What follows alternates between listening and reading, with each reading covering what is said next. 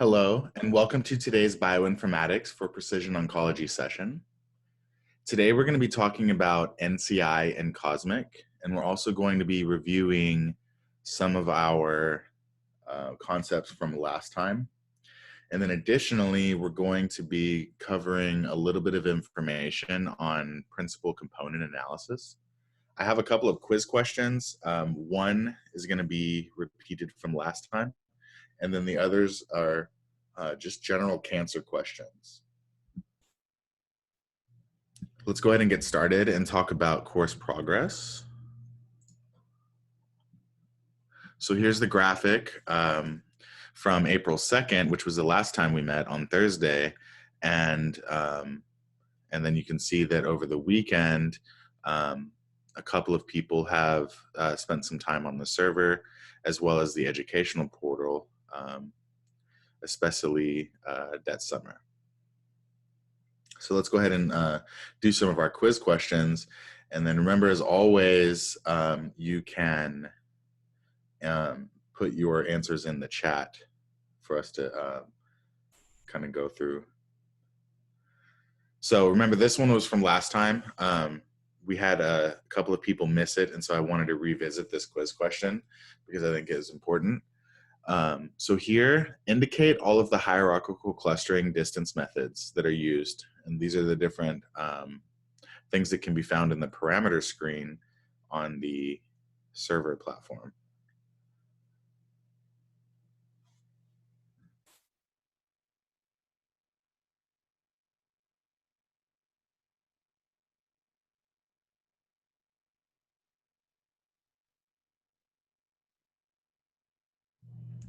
So Anna says that Euclidean is one of the answer choices. And Nishan has said that the answer is 1 and 2, which would include Euclidean and Manhattan. And so remember that the hierarchical clustering methods, as far as distance, are going to be Euclidean and Manhattan. And then Brooklyn is actually one of the boroughs in New York City. And Pythagoras was a Greek mathematician, and neither of those are going to be measures that we use in H-clust. So here's a quiz question in regards to cancer as it pertains to viral infections. So this one says, which of the viruses below cause cancer resulting from chronic infection? Is it herpes simplex viruses, or HSV, the human papillomavirus, or HPV, or is it hepatitis B, which is HBV?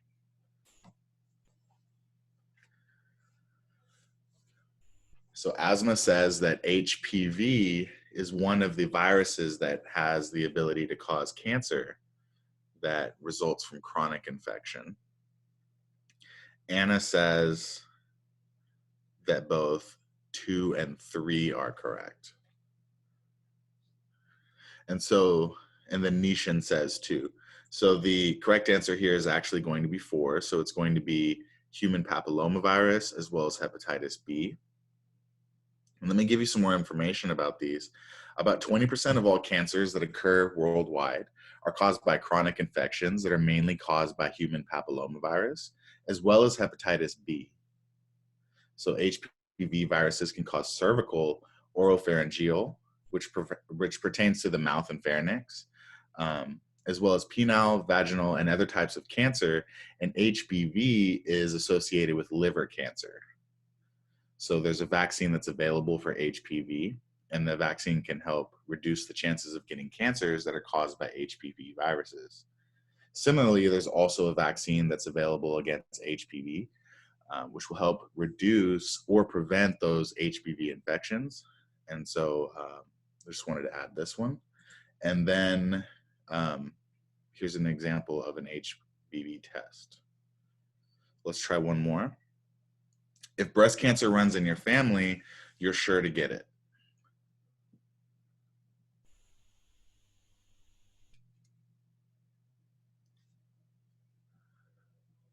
So no fooling you guys today. The correct answer for that is false. So having breast cancer in your family doesn't guarantee you'll get it. In fact, most women who do get breast cancer don't have a family history of it.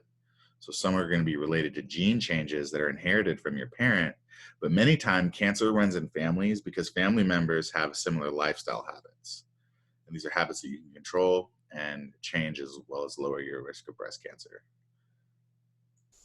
So before we get started, do we have any questions from this or the material from last time?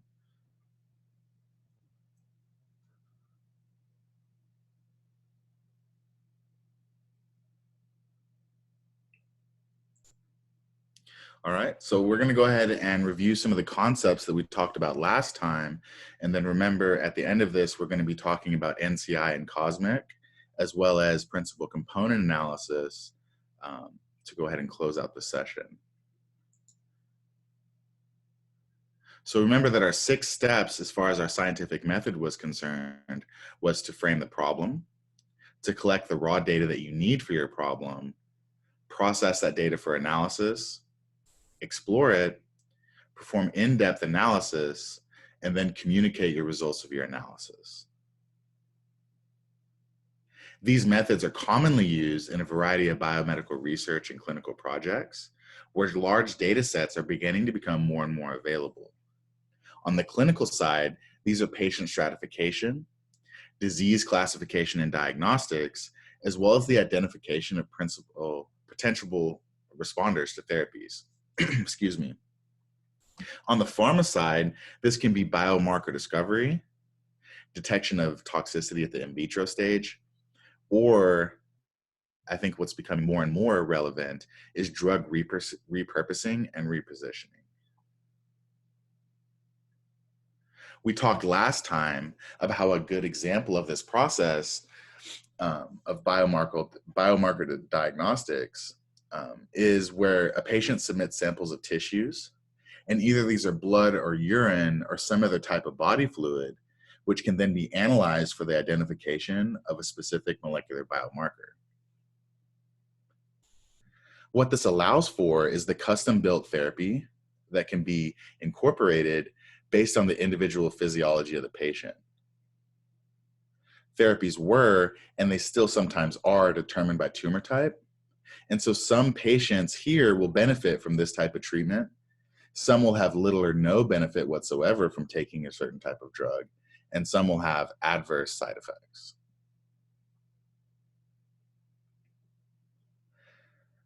So the session before last, we reintroduced you to NCBI. And so I'm sure by now, many of you have had time to go on and become familiar with that website. 2 aspects of NCBI that I want you to focus on are the bio project that collects samples under a specific project. And these might be different types of data. For example, these can be genomic, transcriptomic, or metabolomic data. And these are going to be packaged oftentimes with other phenotypic information. So remember, our key focus question last time was, how do we get from there to having the raw data? And so a lot of times we're going to have some analysis of that data that's also available. And it's important to understand how these results were produced so that we can start seeing whether what we're looking at can help us to address the questions that we might have.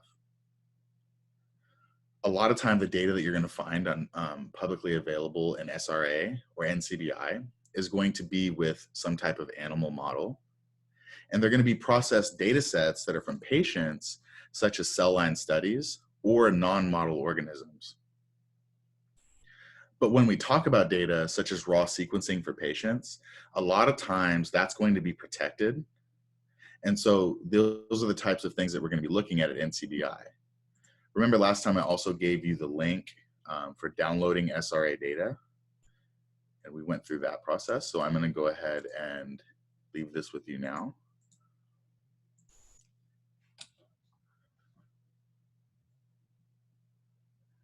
And then we went over the different steps for analysis and kind of had an overview of this. And so now that you've collected your data, those are the analysis steps that you can follow, which would be process, explore, analyze, and interpret. Processing the data, for example, allows you to look at RNA-seq in terms of pre-processing, mapping, and quantification. With exploring the data, you can do some summary statistics to visualize data with PCA box plots, or something like this, and then you can normalize it based on our understanding of the data. And then you're able to analyze your structured data that's ready for analysis. So for example, we can do differential gene expression, which would be hypothesis testing.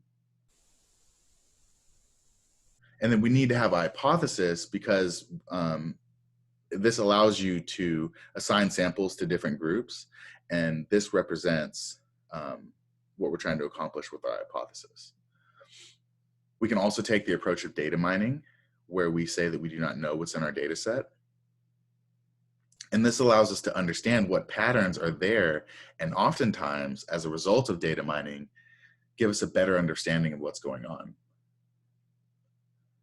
You can also turn to classification, such as discriminant analysis, or clustering, or other methods that help guide your discovery further. But we have our specific groups or features that need to be defined into different groups. And so the way that we do that is through biological annotation, excuse me. What this does is allows us to understand what these genes and mutations mean. And we're going to be talking a little bit today about different types of mutations. We also reviewed last time several steps, or throughout the course we reviewed several steps, and as well as different pipelines that you can use. And so whenever you're looking at your data, you can kind of take even the names of the data and kind of understand kind of what's been happening with it. And so for instance, if you're looking at a data table and it's in RSEM or FPKM, or you notice that when you went through your pipeline that you mapped with bowtie 2T, this gives you information about what you might be able to find in a specific data set. So knowing how a data set has transformed might allow you to compare it to other data sets and understand what's been going on with it there. We also talked a little bit about quantile normalization, as well as logarithmic scale.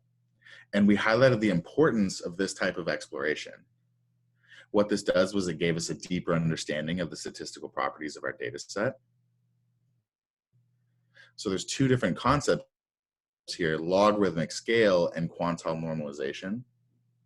These should both be applied to specific types of data so that you can make them more useful and comparable in your studies. It also allows you to see why we might have different data transformations or value normalization techniques. And this allows you to use your data in a specific way. So for example, you might want to use it as a representative of a condition in treating individual samples. And sometimes these are going to be taken from different studies. And additionally, you can have what are called biological replicas. And so this is why you would want to use this type of method. And you also want to get the granularity of gene expression. And so that's why you'll need to find and use some type of technique that will make your highly expressed genes comparable to those that are medium expressed. And these are also going to be in the hundreds of thousands. So this is why quantile normalization as well as log scale allow you to look at your data different. We also talked last time about more in-depth analysis, as well as how to enrich the analysis results from smaller scale studies, or possibly the studies that we've used in animal models or cell lines, as well as other resources that are available. These are all available to you so that you can use them for reliable in-depth biological analysis of both clinical as well as phenotypical data. So in order to do so, we learned about the Cancer Genome Atlas for the creation of patient cohorts. And we studied and talked about different human disease and how we're interested in omics data that can help explain clinical phenotypes. So TCGA gives us an ability to try and link clinical information with omic information, which is becoming more and more multi-omic in nature. And it provides us with more detailed clinical information that might be relevant to our analysis. We also talked about how cell lines are not good models for human disease. And we ran a simple analysis to demonstrate that the study that we've been looking at, which was modeling precision treatment of breast cancer, and then we discussed how this might be misleading in terms of our understanding of the different subtypes of breast cancer. We've talked about how large patient studies have led to the optimization of targeted different treatments, such as the ALTO study. And I'll also post this link in here again, just in case some of you need it.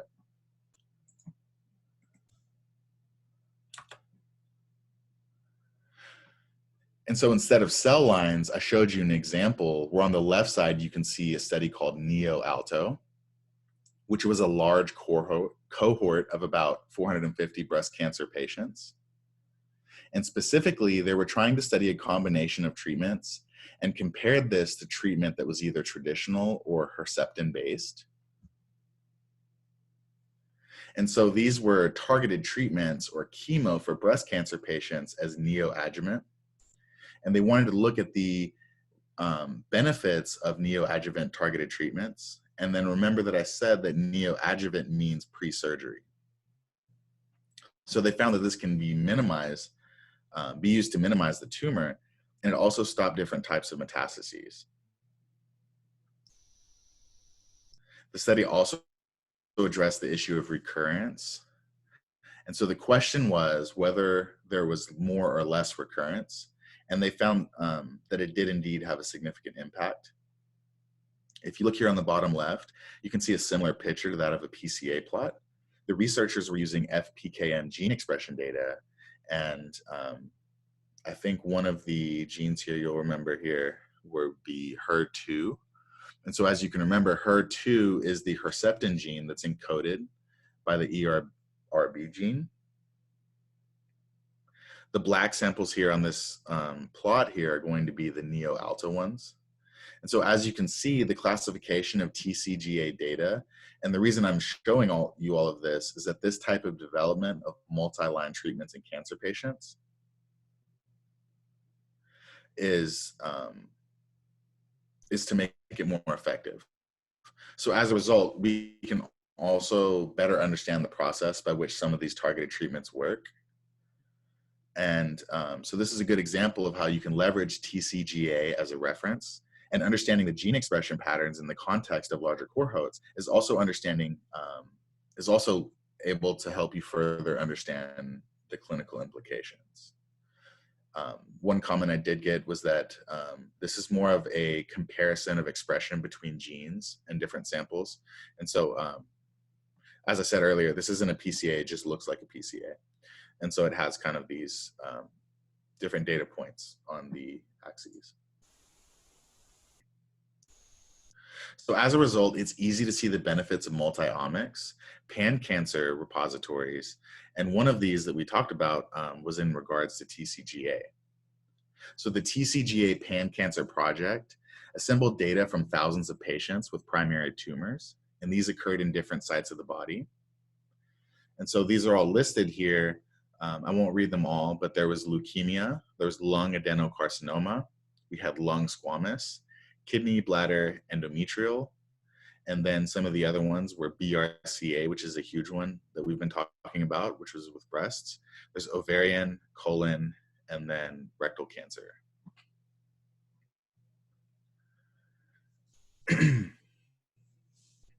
So with this, 6 types of omics characterization were performed, creating a data stack that you can see here on the right, in which the data elements across the platforms are going to be linked by the fact that the same samples were used for each, and this maximized the potential of integrative analysis. So the use of data enables for the identification of general trends, including common pathways that are shown here on the bottom left. Note that the regulatory hubs that are going to be activated versus deactivated in red and blue are going to be occurring in different samples. So the deactivated ones here are the ones that are going to be in blue, and the ones that were activated were the ones that were in red. Let's revisit some of our discussions from last time about TCGA by the numbers. And so we can take a look at the collection of samples and how this leads to new research as well as new discoveries. So what TCGA by the numbers does is it describes 33 different tumor types, 10 rare cancers, and over 11,000 plus patients, as well as 7 different data types. So this started from 2009, and as you can see, there's been an exponential growth in the number of publications from mining TCGA data. And so one of the uses of the Cancer Genome Atlas is that we have a repository and a tremendous comprehensive resource about a variety of patients. So we have clinical data, and what this allows us to also know is about their comorbidities, their age, and other factors that play a role into cancer. And so we also took some time to look at clinical data and discuss the different multi-omics levels of that data. We also reviewed a little bit about TCGA results as well as findings. And we studied the molecular basis of cancer and how it improved our understanding for genomic underpinnings of this disease. For example, basal-like of breast cancer is similar to Serous subtype of ovarian cancer on a molecular level. And what this suggests is that despite arising in different tissues of the body, these subtypes may share common developmental paths, as well as respond to similar strategies for treatment. TCGA was able to revolutionize how cancer is classified, and this was done so by identifying genomic alterations that apply to certain tumor subtypes.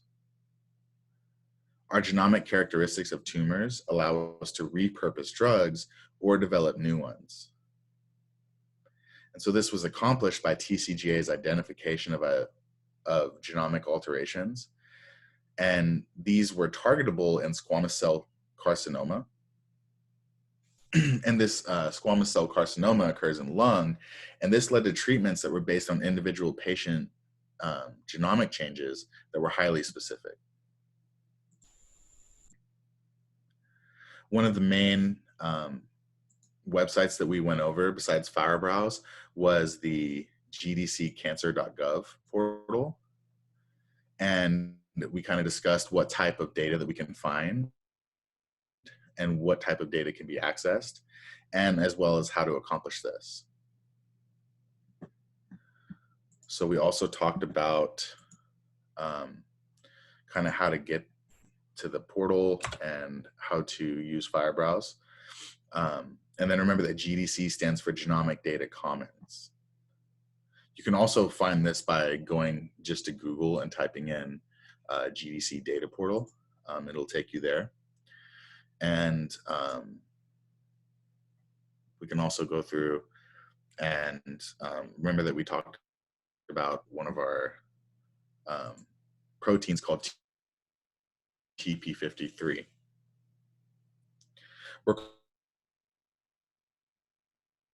And this contains transcriptional activation, DNA binding, and oligomerization domains.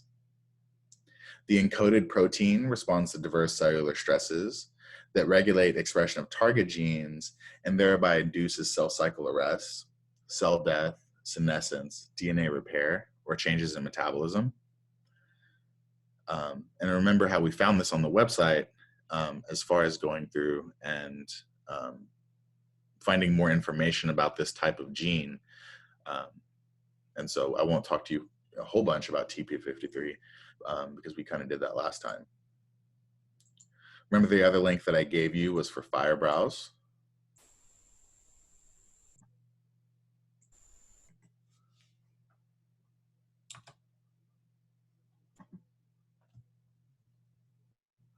And remember this was a website.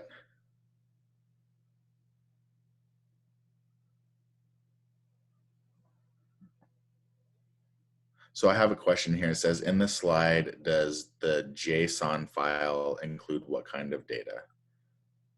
I'm not sure on the previous slide. Okay, let me go back to the previous slide.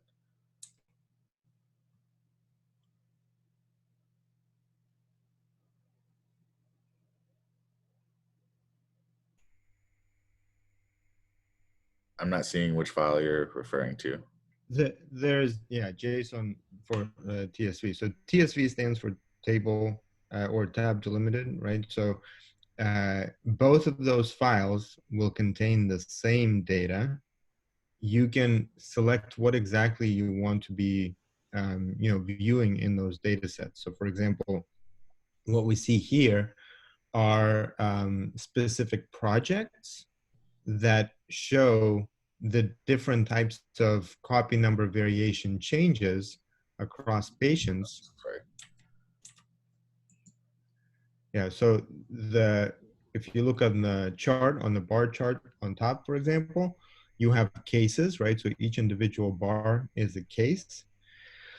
And or is a project, sorry, is a project. Within that project, there are cases that are affected. So 22 projects across the x-axis.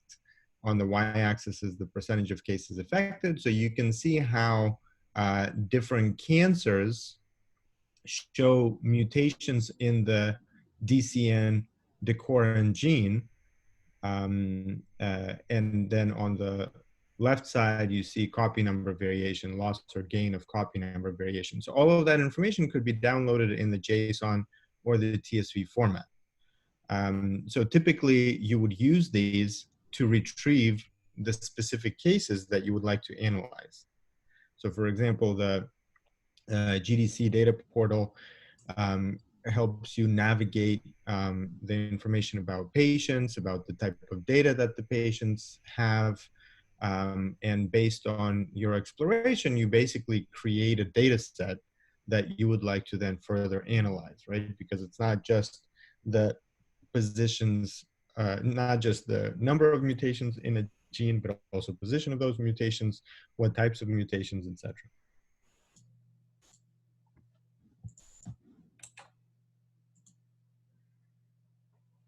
Great, thanks. Sorry, I'm trying to make an adjustment to something real quick.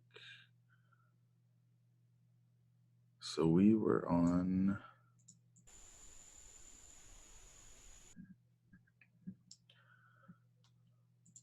Okay, so you have the link to Firebrowse, and that was another one of the websites that we went to. And okay, so getting back on track here, it says one of the things that you can actually find on the GDC data portal are some of the tissue samples and see what they look like. And remember that there's other things that you can find on the GDC data portal. So later on in the session, I'm going to be showing you some of those things that you can find there. We also looked at the LHC hepatocellular carcinoma, and we'll kind of went through where in the world that this was kind of prevalent. So remember that HCC is a cancer that's not prevalent in the United States, but it is prevalent in Asia as well as the eastern part of the world. Specifically, it's prevalent in China, Indonesia, and Africa. The distribution incidence, mortality, and one of the hypotheses is that it's primarily related to hepatitis B and C, as well as complications that result from alcohol consumption. And so in truth, it's probably a combination of these. This is more detailed clinical information that allows us to see other relevant information that might be relevant to our analysis. For instance, we can look at a viral infection such as hepatitis, which has the potential to affect both the onset and progression of cancer. And so what would maybe like to understand is the difference between a virus that impacts the liver tissue versus, for example, someone who's overusing alcohol. Or we can really see the difference between the country of origin, for instance, Asian versus Caucasian. And so finding and characterizing these differences in terms of gene expression is something that we can do. And this would be something that would be a primary source of data that we have been looking at for TCGA. But the thing is that these methods can also be used for other types of data. Recall that if we look at this collection, that we have several types of phenotypes. Here, these can be related to risk, race, gender, obesity, age, whether or not it's a viral infection, as well as survival. And so we will only take hepatocellular carcinoma tissue in order to normalize everything, but then we're going to be looking specifically for gene expression. And so we're going to be talking about integration. For example, gene expression with microRNAs. And this will allow us to explore different features, such as genes and variants, that can help us to explain some of what's going on. So as you can see from this publication, the results from this cancer-specific TCGA project, where different people's samples were taken to produce this kind of data. So these are the results from the study, which is that there were significantly mutated genes, there were gene deletions and amplifications, and this is going to be in regards to copy number variation. And some of this data was integrated to create subgroup classifiers using a method that's called iCluster. One of the major interests were HBV insertional activation. And this was used to find out which genes activate hepatitis B. It also has promoter hypermethylation and pathway analysis. And so what we kind of need to do is revisit our gene expression data and discuss the 6 samples of pan cancer. And then we'll talk about the 20 and 43 HCC sample data as well. So recall that our 6 samples of pan cancer, this is where we looked at and then compared the tumor versus non-normal tissue, as well as breast tissue and liver tissue as our source, and then we saw that there was a separation between them. Clear separation between cancer types, as well as between tumor and non-normal samples, was also found. And the question was, what is specific to how a gene is expressed between tissue? And in the case of cancer, we found that this was regression-based analysis. There was the 20 samples of HCC where we looked at classification-based feature selection, and there was lots of noise due to variation between individuals. There was also combinations of phenotypes that were responsible for separation between our samples, and these were stage, risk, and race. Lastly, we look at the 40 samples of HCC, which was a multi-omics integration. And we found here that there was a separation between risk factors that were determined by a combination of gene expression as well as microRNAs. So now we can kind of talk about NCI and COSMIC, as they are databases of mutations as well as interactions. And so we're going to start first with the National Cancer Institute, which is abbreviated as NCI. The National Cancer Institute's Genomic Data Commons, or GDC for short, provides the cancer research community with a unified data repository, which enables sharing across cancer genomic studies, and this is in support of precision medicine.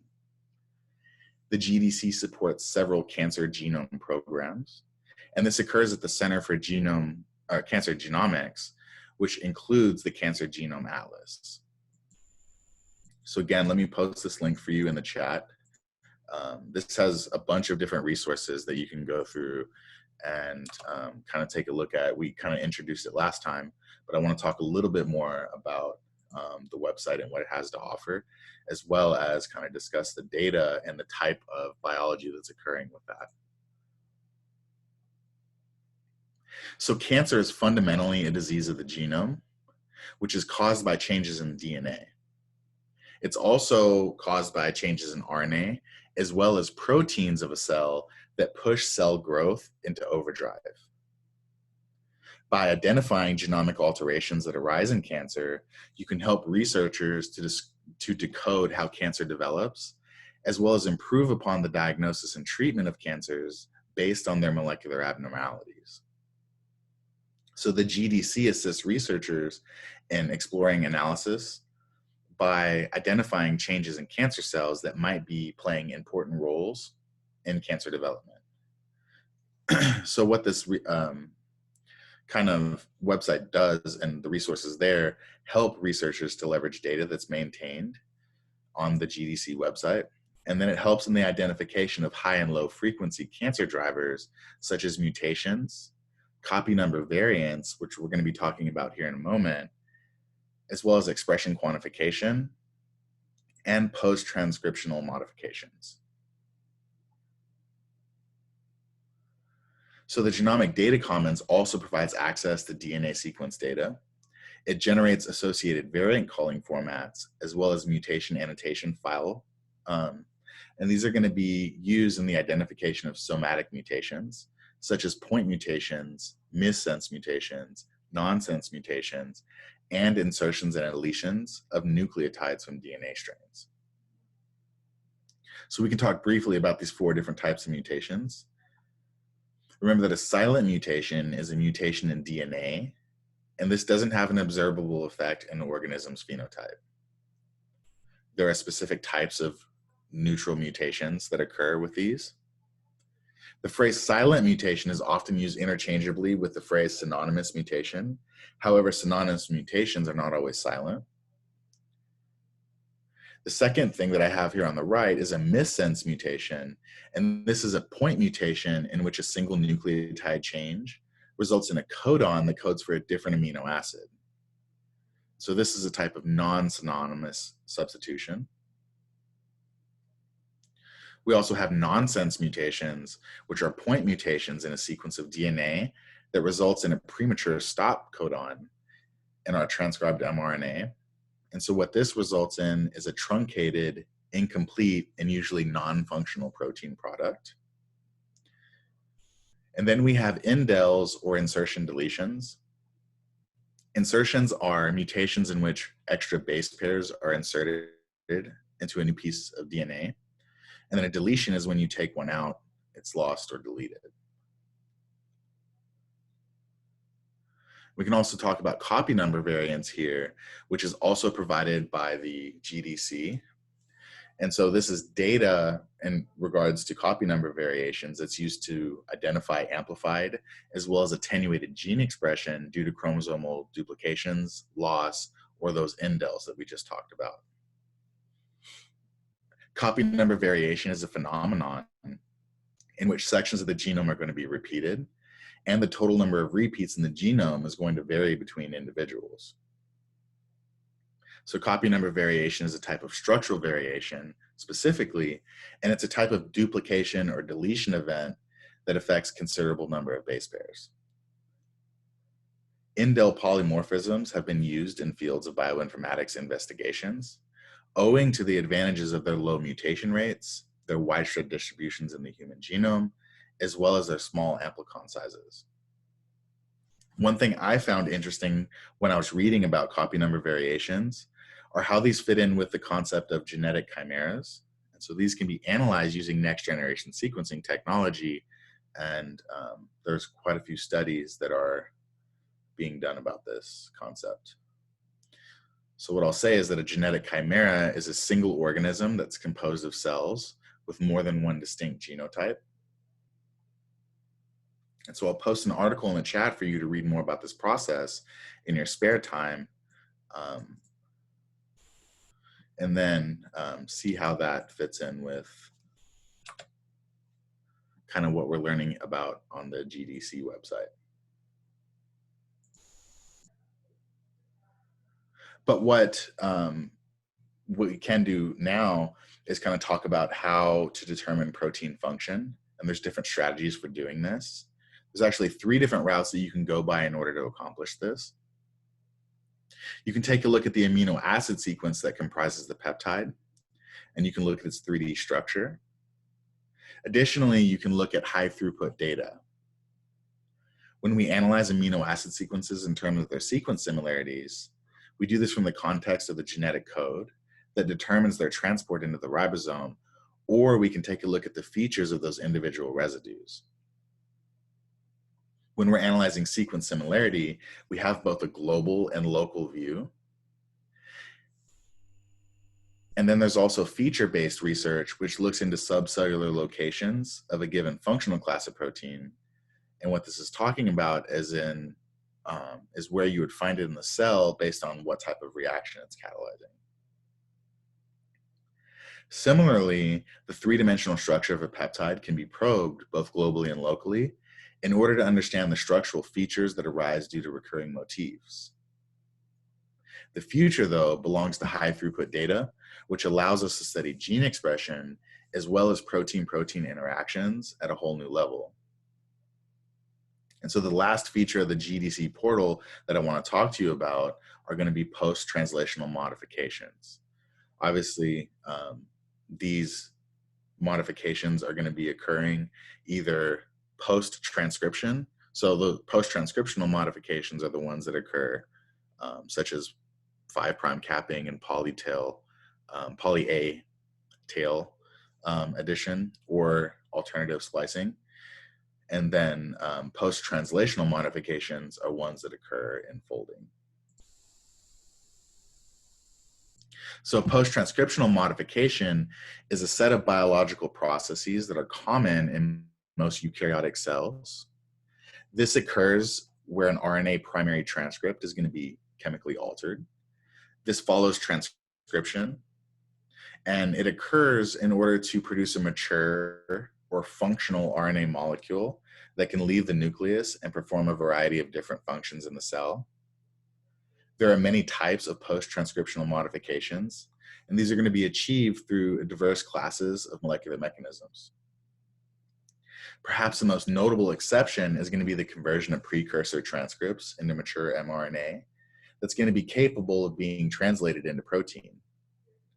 These processes include three major steps that significantly modify the chemical structure of our mRNA molecule. This is the addition of a 5' cap, the addition of a 3' polyadenylated tail, and then RNA splicing. These processes are vital for the correct translation of eukaryotic genomes because our initial precursor mRNA is going to be produced by transcription, and it often contains exons. Remember that exons are our coding sequences, and then we have introns, which need to be spliced out. Introns are non-coding sequences. So splicing removes out those introns, and it's going to link our exons directly. And then the cap and tail are going to be used in facilitating the transport of our mRNA to a ribosome and then protecting it from molecular degradation. And so the GDC provides access to mRNA sequence data, and it's done so in order to assist in identifying post-transcriptional splice modifications that are manifested as splice junctions and isoform variants. So enough biology. We should change pace a little bit here and talk about dimensionality reduction techniques. One of these is principal component analysis. You would have first been exposed to this in Transcriptomics 1. However, I'm going to add a little bit to this discussion, and then I'm going to also show you how to run this pipeline on the server. So I have a few slides here that just want to show the theoretical aspects. And then I can hop onto my browser and show you this on the website. So PCA is a dimensionality reduction technique, and it's going to show us what data variability looks like. In PCA, we use the approach of principal components that explain variance in our data in the best possible way. On the left side here, we have data with low variance. The samples are going to be grouped close together. So you can kind of see how these are all grouped very close together. Next to it is going to be a sample with higher variance, right? And so this variance is not going to be well explained by our X and Y axes, but what we can do is draw a line through our original space, and it's going to show us the maximum variance of our data set. This vector through the multidimensional space that maximizes the variance of our data is called a principal component. And just like with our previous example, we can add other principal components such as PC2 or even PC3, thus visualizing our data by projecting it into a space of 2 or 3 axes that explains some percentage of data variance. We'll then select principal components that explain the most variance of our data, and we can project all of our samples into the space and then visualize the full data set. This technique is called principal component analysis, and it's very helpful in the initial stages of our analysis. So let's review this process, and let's start off by doing this with an analogy. We can liken PCA to a photographer that's trying to find the best angle for a picture. The photographer's goal is to capture a picture with as much detail as possible and still wants to show the information about group as a whole. We would typically use this type of method to visualize and explore our data. And then when using this multivariate analysis method, it's important to always remember to play around with the data using normalization and filtering, and then paying attention to outliers for the best possible interpretation.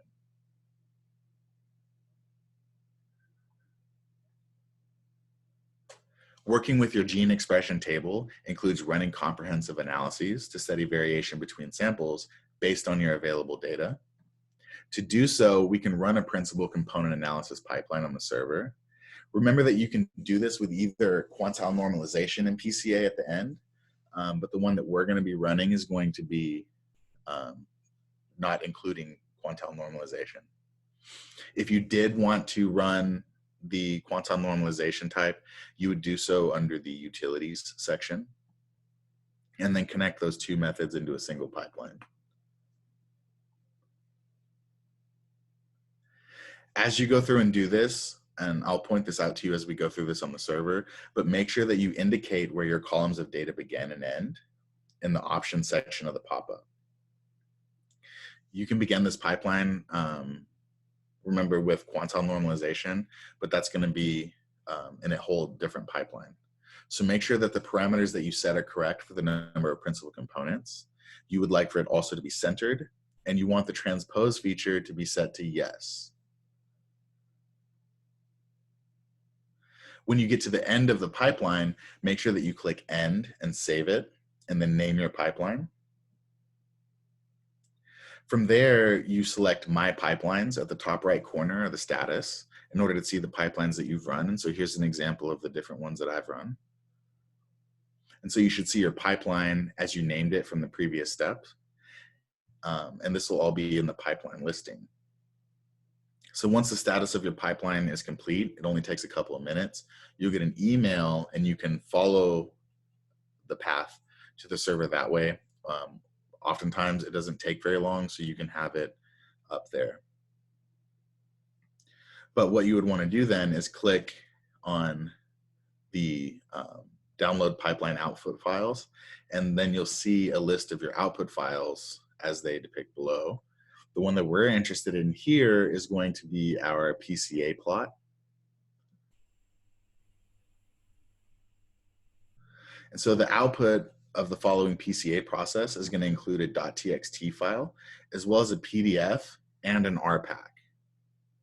So this RPAC is something that can be used in a program called RStudio, and the .txt file can be opened in Excel or some other type of table manipulation software.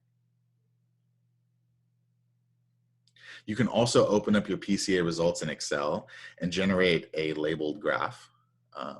And so depending on what you're trying to do, you can do different things. But the visualization here that's depicted represents, I'm sorry, I skipped a slide here. This visualization here is going to represent the same plot as the Excel output, but it makes it easier to see the groups.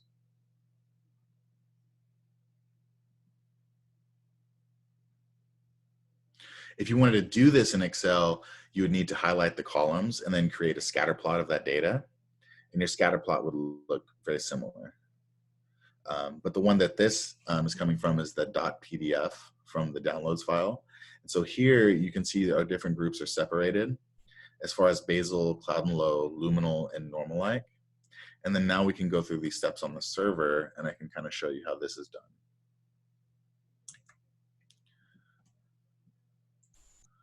So remember that in order to go here, you would go to server.t-bio.info, and we would go through unsupervised analysis.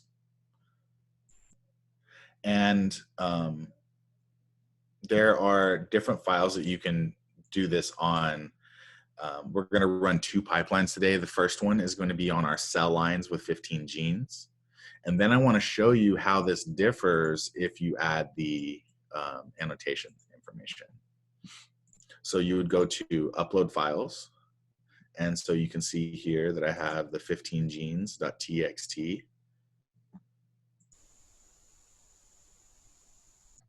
So this becomes, you have to wait for this to process. And then once this is able to go through, you would click this PCR R library. You can change the number of principal components from 2 to 3.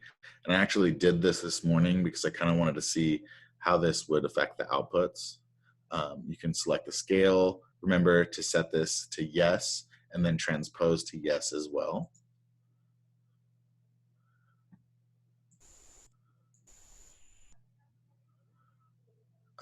Give me 1 second here. And then end your pipeline. Go ahead and save it, name it. What I've been doing to help me kind of quickly find through what I've been doing is I'll name the pipeline, starting off with the algorithm that I was using. So I'll put library, and then I'll put the file type that I used on the input. And then I'll put that there were 3 PCs here. Also good to add the date so you can kind of reflect back to when you put this data in. So go ahead and run your pipeline, and that's going to take just a few seconds.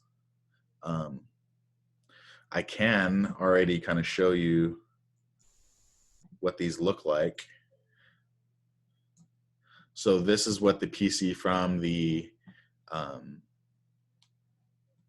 just the 15 genes looks like. This is the one that's marked, and so this is the next one that we're going to be running. And so you can see here that there's going to be more information that's given. With these don't have any type of annotation. This one does have the annotation. So this is going to show you the groups, which are basal, cloud and low, luminal, and normal light. And then this was one with 2 PCs, and this is one with 3 PCs. But let me go back and see if this is downloaded or completed.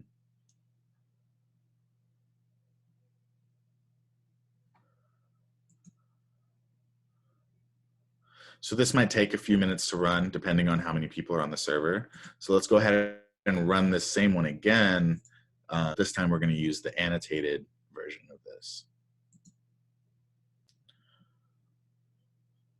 So the file name for this one would be 15genes_marked. So you would go through, let this go ahead and upload.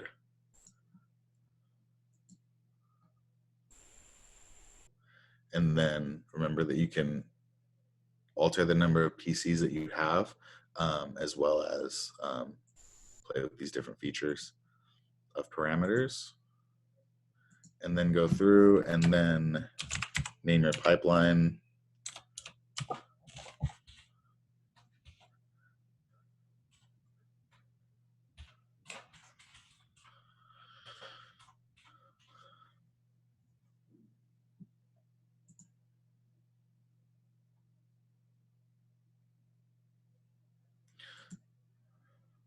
So this one's already done now. And so we can go through and download our files. It's going to say PCA plots either way, but what I often like to do is to go in and then add this right here so it lets me know later on what I've done. And I can open this up for you and show you. Remember that this one is not marked, so it's going to have the information here, but it's not going to have any type of markings here. But if we go through again and show these as marked, this will take just a minute. While that's going on, I can also show you the other type of PCA that you can run. So you could take the same data and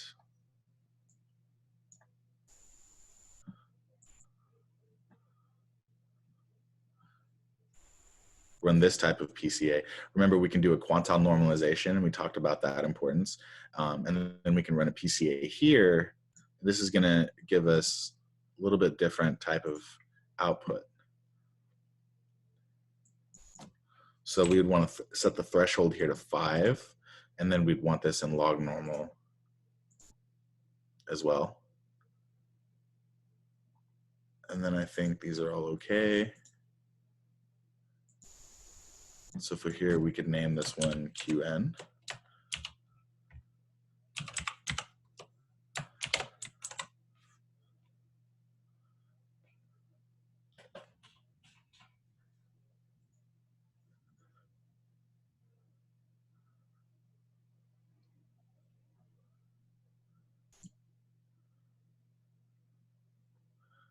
So this one's now done, and so I can show you these again.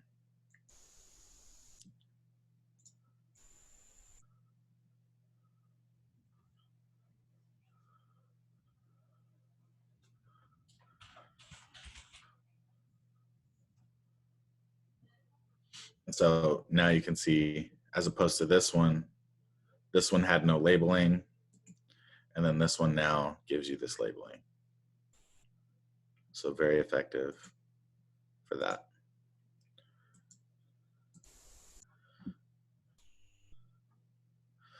I want to show you one other thing. As you're going through these pipelines, I'm just going to add.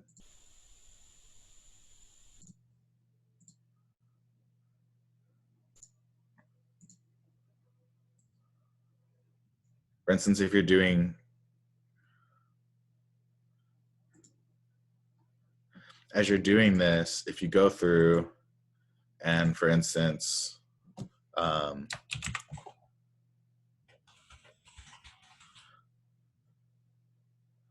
you go through and then go to your pipelines, and you ever notice that you have one that does not have the progress going like this and it's in black, you need to go in and actually click Run Pipeline.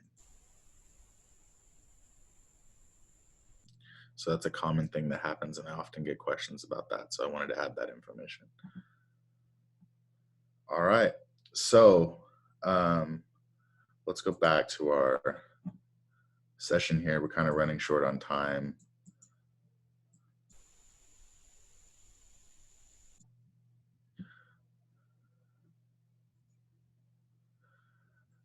So next time we're meeting, we're going to be talking about the process of project design as well as proposal.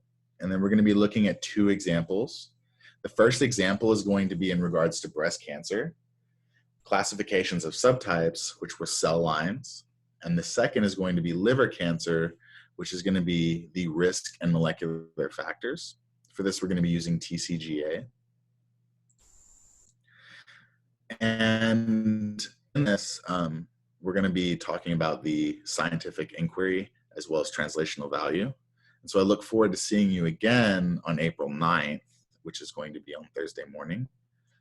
Hopefully, during that time, you've had time to take a look at some of the articles that we've added, as well as practice doing a PCA.